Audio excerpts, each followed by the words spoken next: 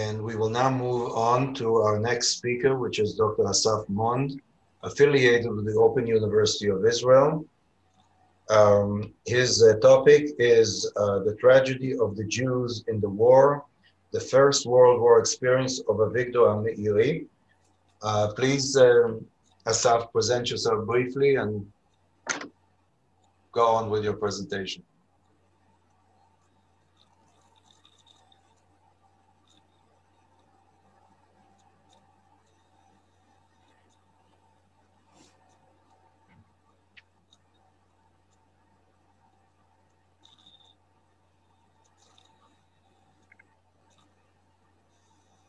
Sorry, I was muted. I didn't notice. Now, you see the presentation now? Yes, we do. We see it. Now we hear you too. Great, thank you. So first of all, thank you for this wonderful workshop, and I'm glad to be here and glad to be invited and use this opportunity to speak about a character I like really much, Avigdor Hameiri. As you said, I'm a postdoctoral fellow at the Open University, and I teach modern history of Europe in Levinsky College of Education.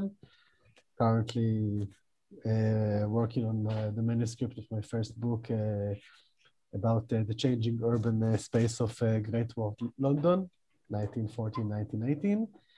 And I published some things about the First World War, but that's not for us to speak about now.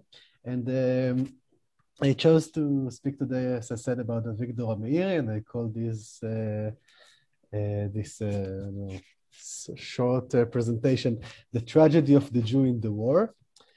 And I want to start with a story. It was a warm April day in Tel Aviv in 1930, when a small envelope found its way into the mailbox of apartment number 9 in Pinsker Street, the home of Avigdor Hameiri. It is possible that it was picked by his wife Hinda, or by his 7-year-old daughter Esther, and it was placed on the table with the rest of the mail. It was also possible, of course, that he collected it himself while wearing his white three-piece suit, which he was famous for, with a small flower in his pocket, which is a classic look for a Hungarian bohemian who never really suited himself to the Mediterranean climate, both in metaphoric meaning and also in the physical one. So if Hameiri found this envelope I speak about, it might have been after he walked the 100 meters or so to his home from the coffee place Shelega Lebanon, where he was a regular there, and he was famous, or maybe infamous, for his loud arguments about politics and cultural issues. And it's also possible that he, on his way, might have started formulating some furious essay or a letter to the newspaper Doar Hayom, which he wrote quite regularly. But I think it is fair to assume that he forgotten all about it when he found that small envelope in his with the rest of his mail, and he could clearly read the address that was written on this envelope because it was written in German, and he knew how to read German, and he definitely identified the name that was written on the envelope. So I guess he probably tore it quickly and took out the small letter, which only contained 46 words, written beautifully in a round handwrite. And this is what was written in this letter that Avigdor Hameiri received on April 1930. Dear Mr. Hameiri, I thank you from the bottom of my heart for your book, and I am honored to receive it. Unfortunately, I will not be able to read it in the language of my forefathers, but I will learn about it from the table of contents. With friendship, truly, Albert Einstein. Now, it's now more than 90 years since this letter was sent and since Avigdor Hameiri received it. And the yellowish paper of this letter is now kept in an oversized brown paper envelope in the Israeli Author Archive. And in our eyes, it's probably this letter is probably a testimony for the forgotten correspondence between the local author, poet, and playwright Avigdor Hameiri, and the most famous and admired Jew in the world at that time, which is Einstein. But for Hameiri, when he received this letter, it was probably much more than that. It was probably a final recognition that this was the year in which he finally became as famous as he really hoped and tried to become. And this was the year in which his book, the ego document that is the center of this talk, The Great Madness, which is partly a fictional memoir about his service as a soldier in the Austro-Hungarian army during the First World War. This was the year this book became what was called in the Israeli, in the Hebrew newspaper, the first bestseller of our literature, which is quite funny because there was not yet a phrase or a word for bestseller in Hebrew, so they wrote bestseller, not in Hebrew letters. And I think no one could have been more suited to giving Hameiri that confirmation than Einstein, because Einstein was the man Hameiri dedicated this book to, this memoir. And he wrote at the beginning of the book, and I quote, "To the same man, Albert Einstein, who did not obey the orders of his officer." Now, in order to understand this quote, we need to go back in time. First to 1914, which is the outbreak of the First World War. Avigdor Hameiri, but by then he was still known as Avigdor Feuerstein. He was a 24-year-old journalist and the night editor in Budapest. He already had one poetry book under his belt, which was written in Hebrew. When the war broke out, he was swept by the patriotic rhetoric, which swelled across the nation, and volunteered to the Austro-Hungarian army, as you can see in his picture, where he reached the rank of a junior officer. He fought on the Eastern Front, and in 1916, he was captured by the Russian army and was sent to Siberia. Already during the war, he started writing a diary, which was eventually turned into two novels. The first one was The Great Madness, which I talked about today, which this book is about his experience as a soldier at the front. And the sequel, which is called Hell on Earth, is about his experience as a prisoner of war, which is a topic I deal with in other fields. The Great Madness was released towards the end of 1929. And he was not the first published work by Hameiri about the First World War. It was preceded by several collections of short stories, which were published through that decade. And all these short stories, it's fair to say that they received moderate reviews. But nonetheless, Hameiri was still a well-known figure in the Yeshuv, but it was mostly because of his work as a poet and as a satirist. He was the founder and the main figure behind the scene of the Kumkum, which was the first satire theater in Palestine, for which he also wrote in 1928, the song From the Top of Mount Scopus, Me'al Pisgat Har HaTzofim in Hebrew, which is still one of the most famous songs about Jerusalem. And it has a really interesting story, but again, this is not the place to talk about it.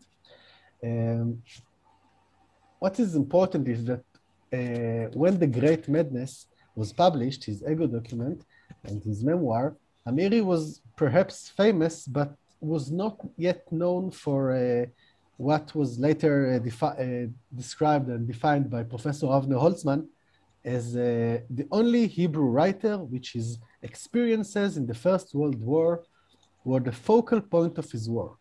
Hameiri was a very productive writer, and he left us 2 novels about the war, 27 short stories, 50 poems, and even 1 play. This is, of course, much more than other Jewish writers who fought in the First World War and wrote about it, like Shaul Chernychovsky Uri Tzvi Greenberg. And The Great Madness, the novel that gave Hameiri his reputation as the Jewish First World War writer, is a mixture of documentation and fiction of his war experience that Dr. Tamar Drucker wrote beautifully about it. And it opens with the story of Hameiri's transition from a young bohemian night editor in Budapest into a soldier. For example, when he tells his recruiting officer, and I quote, "Can't it be managed without me? I'm terribly busy, especially in the mornings. In the mornings I sleep." And the officer, of course, laughs and tells him, "We are very sorry, but it would seem that one cannot die heroically through the telephone." So Hameiri describes his mental and physical conversion into a soldier who wears dirty uniforms and drinks black coffee before dinner, and gets surprisingly excited when the officer compliments him. That's the final stage of becoming a soldier. He gradually finds out that he's less interested in large philosophical questions and more in questions of ranks, promotions, medals. And the novel ends when he and his friends, some of them are also Jewish, are captivated by the Russian army, and this is the point from which his second novel, Hell on Earth, starts. Hameiri's Jewish identity plays a major role in his writing, and he often reflects about the unique experience of the Jew in the global war. For example, in the introduction, and I quote from the introduction, "For 3 years I lived in the Great War, in the Austro-Hungarian German front line facing the Russians, and there I wrote down what I saw and felt as a live human being. I have neither polished nor coarsened my notes, nor did I add to them or subtract from them. I made my notes and waited for the finale, for the return to general sanity. But in the meantime, I had also observed the Jew, who in the midst of the madhouse remained the Jew, enthusiastic idiot, holy clown, ancient child, and hated lover.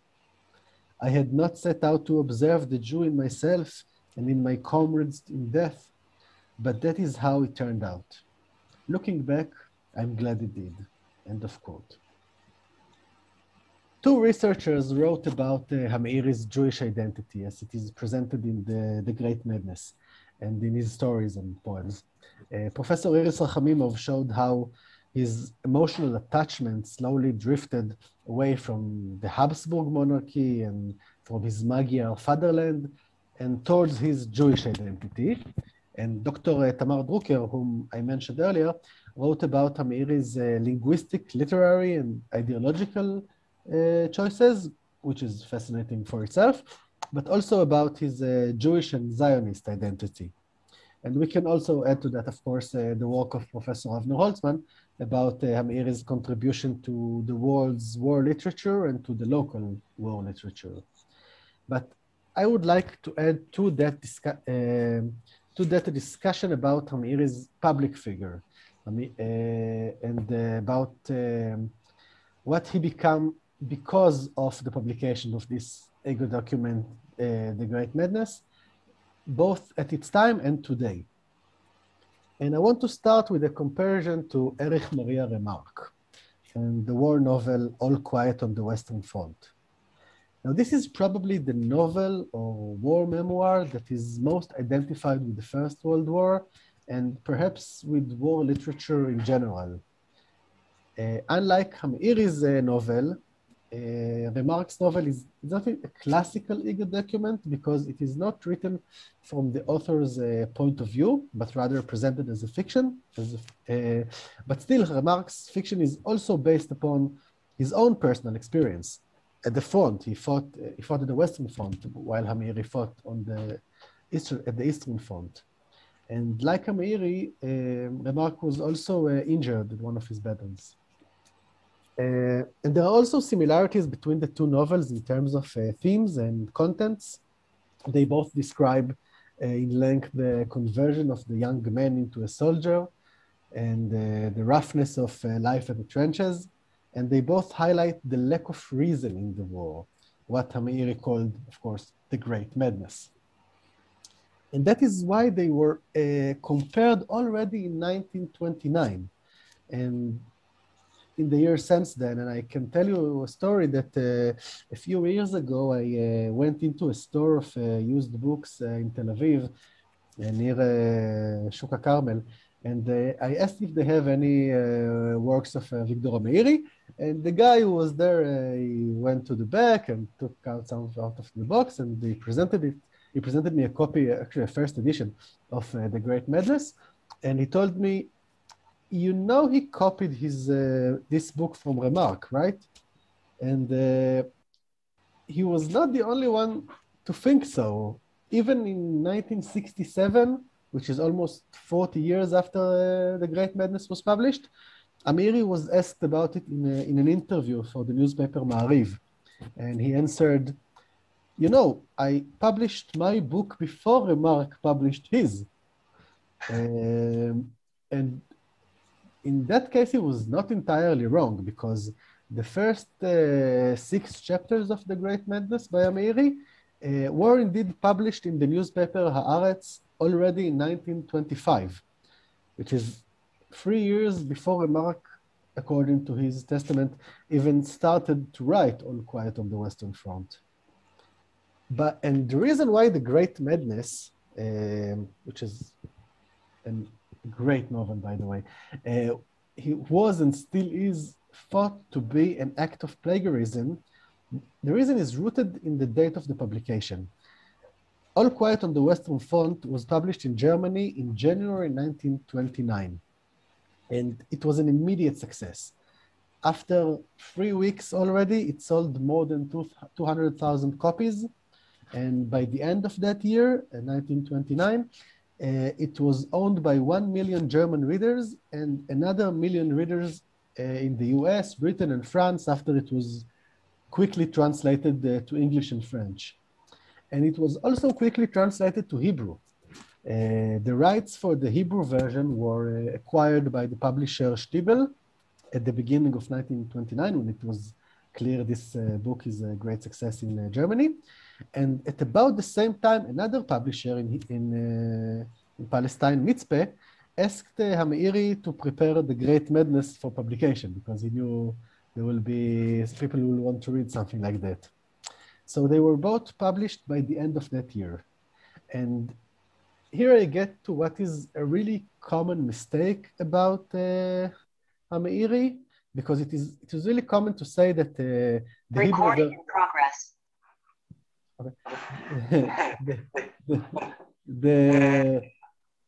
The Hebrew version. Okay. The Hebrew version of maybe I'll take the. You hear me now? Perfect. Yeah. Okay. It is the Hebrew version of All Quiet on the Western Front. It was published at the end of 1959, and The Great Madness, it is common to say, was published in 1930. This is what you'll find in some of the encyclopedias, maybe even in the Wikipedia item about it. But the fact of the matter is that the very first edition of The Great Madness was published already in 1929, probably at the beginning of October, and most probably no later than 2 weeks after the publication of All Quiet on the Western Front in Hebrew. Most probably it was like several days between the 2 books. And because of that, the reviews, which were in general extremely positive, refer to Hameiri's book as the local version of the successful German book. One critic wrote about it and said, I quote, "The Czech Hašek," meaning referring to Jaroslav Hašek, the author of The Good Soldier Schweik. So the Czech Hašek, Remarque the German, and Hameiri the Hebrew. He placed he put Hameiri in place with the rest of the great writers of the First World War. And another critic wrote, and I quote, "The war madness that took over the Jewish soldier was different in essence than the one of his fellow Gentiles. The tragedy of the Jew in the war was not yet written in all its horrors. But in Hameiri's novel, we find some nice chapters that uncover some lines of the face of the war, as it was experienced by the soul of the Jewish officer." And the third critic used the comparison to remark to establish Hameiri's place in the history of the local literature. And he wrote, "The one and only Jewish author who wrote about the war, the first Hebrew that came back from the fire and from the destruction, dipped his pen in his blood and wrote." Very poetic way to say that. Now, this is why Hameiri is not remembered. Hameiri is remembered as the one who copied Remarque's book. And it could have been nice to end that by saying to conclusion that, and that is why Hameiri is remembered until this day as the Jewish writer of the First World War and as our Remarque. But the truth is that Hameiri is mostly not remembered at all. His fame and success at the end of 1929, when he was the author of the first bestseller of Hebrew literature, and actually the author of the memoir, which is the first important memoir in the Hebrew literature. This was the year that gave him, that got Albert Einstein to write to him. This fame sort of faded away through the years. And then came the Second World War and the Holocaust. And in many ways, at least in the Israeli culture, the First World War was also somewhat forgotten. So if Hameiri is recognized today at all, it is usually as the author of From the Top of Mount Scopus, and sometimes as the author of the Purim song, Ten Katef, which can be translated into Share the Burden, I guess.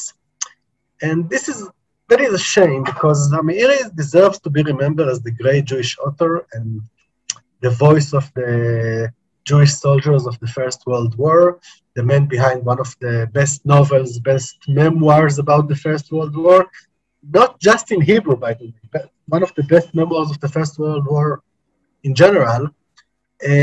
And definitely it's one of the most interesting writers in the history of the local culture. And he himself wrote about it in a letter in 1935 to his friend Menachem Revolov, and he wrote, I quote, "I can forgive those who forgot me, although I am not a person that can easily be forgotten." And I add to that in a way, this is also the tragedy of the Jew in the war. Thank you very much. Thank you very much, Assaf, for your very interesting and intriguing paper. Can I say something? I would like to leave it for the discussion at the end of the Okay. presentations.